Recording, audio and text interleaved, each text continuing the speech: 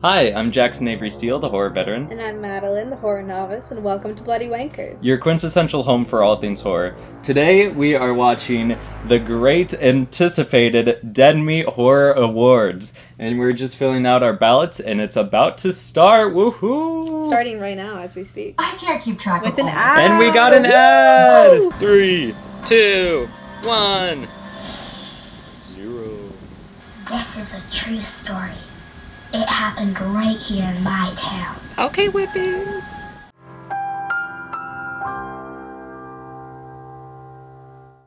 Yay! The Dead Meat Horror Awards are done! It was so good!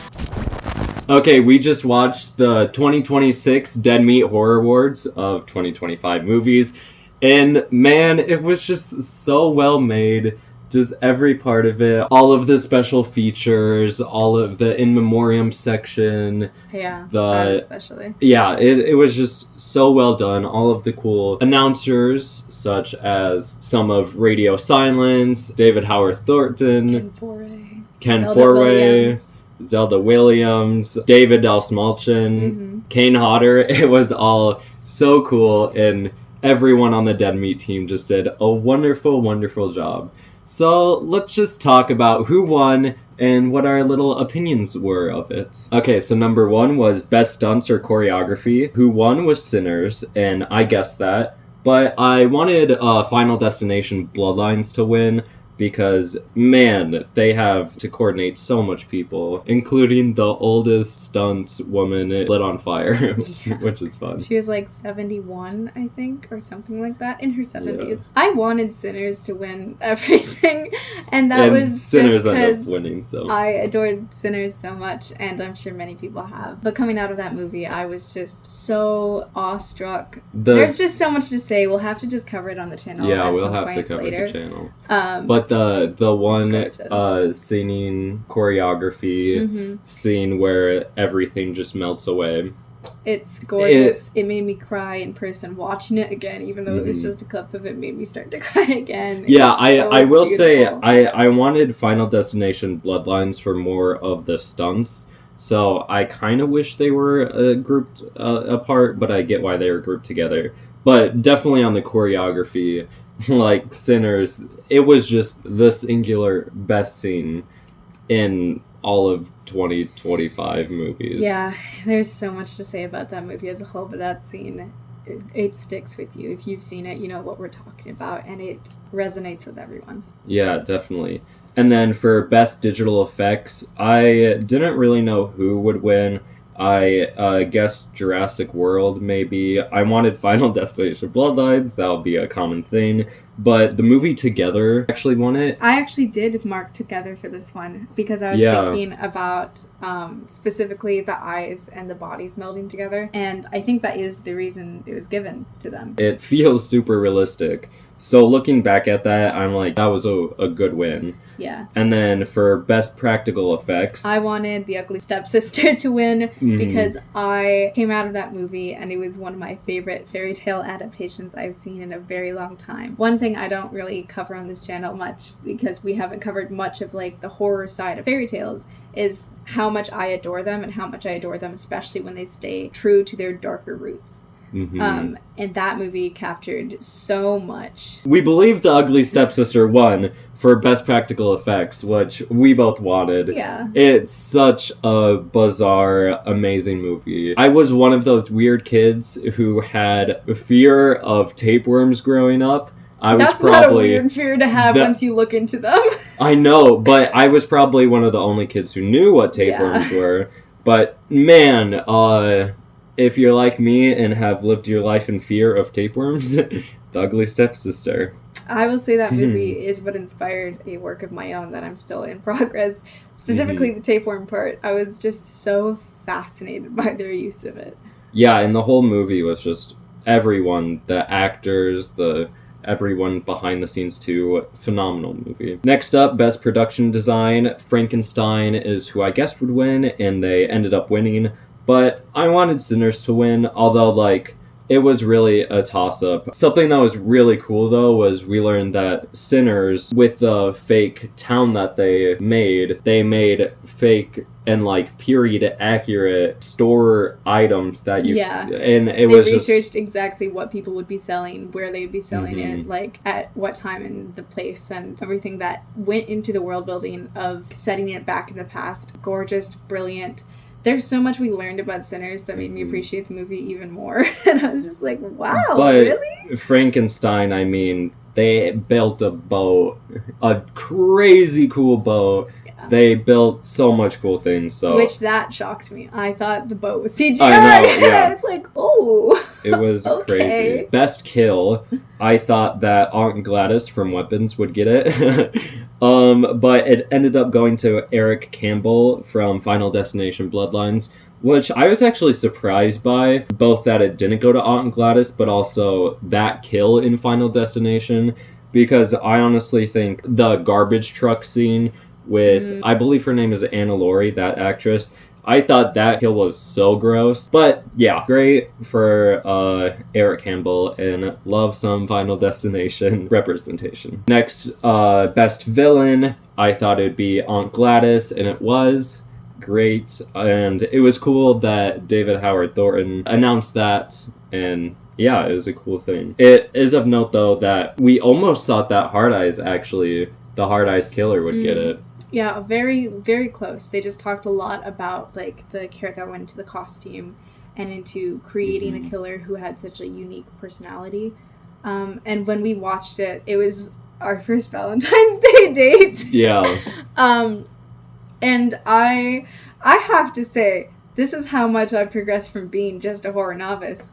I watched all of those kills again without flinching at all. And without, like, being phased whatsoever, and watching it the first time, I was covering my eyes. And then same with Best Supporting Performance. Amy Madigan won for Weapons for Aunt Gladys, which I didn't watch Weapons, but what I saw of her acting with the clips that they added into the horror awards, I was actually like, oh, I can see why everyone's rocking with this movie if she is a character that's driving the plot. Yeah, and I mean, she's become like a queer icon too, which is so funny. She's just incredible. I thought it would be Ralph Fiennes in 28 Years Later, but then I realized that it was not the new 28 Years Later, the second one. It was the first one, because this is from last year's movies. Yeah. And, Ralph Fiennes did not have as big of a role in that movie. And then also, I mean, I really wanted David Johnson to get it for The Long Walk for McCree's. Oh my god.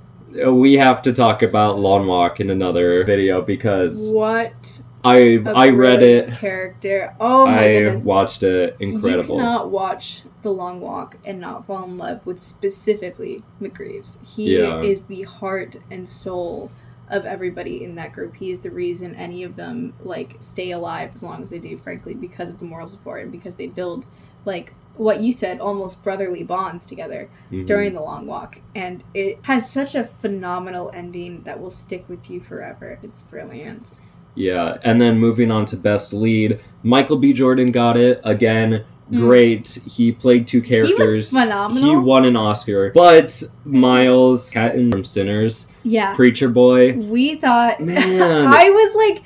What do you mean this is his, like, it's his acting It's his, like, premiere, and he debut. learned to play guitar for this role. He didn't know how to play guitar, and then he got cast, so he learned. Before, and then now he's, like, he is the voice that is driving this story. His guitar drives it, too. He's a newbie, and he's working with so many experienced actors, and he manages to capture, like, everything, like, you cannot take your eyes off of him when he's on screen.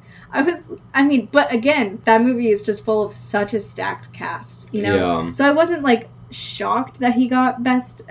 I was just Michael I B. wish it had Jordan gone to the also kid. won an Oscar, but man, Miles just nailed it too.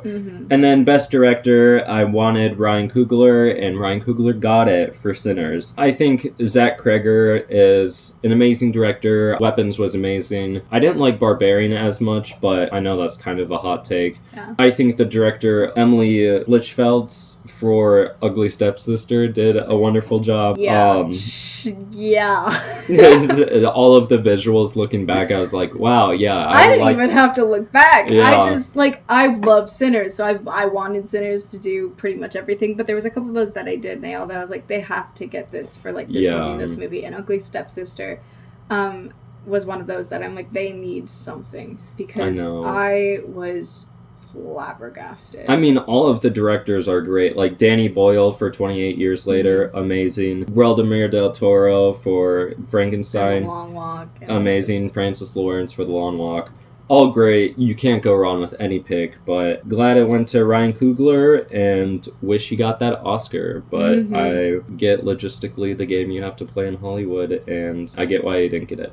And then next up is Best Franchise Film. Now, before we talk about Best Franchise Film, one real quick thing I want to talk about is I wish that there was a Best Scream. I mean, horror genre is synonymous with screams and scream queens. It would have been cool, especially like some of the clips that they played with all the screaming and like McKenna Grace. Grace and Five Nights at Freddy's 2. I'm like, oh man. And I wish McKenna Grace was on here, but she'll be on here next year probably for something. It's good that it's not for Five Nights at Freddy's 2. Yeah, exactly.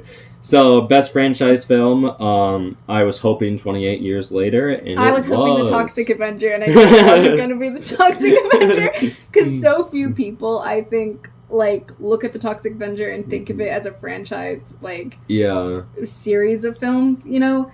But I wanted it. I thought that was one where I was like, this isn't gonna get it, but I really wish. The thing about The Toxic Avenger is the first one is just... It's crazy. It's wild. It's just one of the best movies ever made, in my stupidly... It's insane. In humble opinion. You have to watch it and just take a break from morals. Yeah.